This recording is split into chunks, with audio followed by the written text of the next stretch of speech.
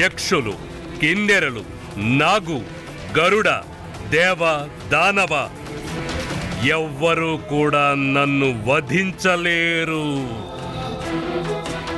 ఈ మనుషులను ఇంకా వానరులను నేను చిన్న చిన్న చీమలు, పురుగులులాగా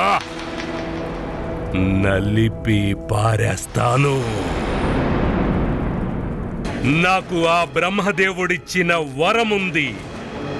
నేను అమరుడిని, అజేయుడిని.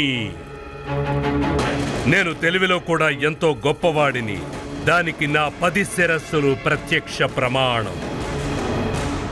నేను బలంలోనూ ఎంతో శ్రేష్ఠుడిని. నా 20 చేతులు దానికి ప్రమాణం. అంతేకాదు, నేను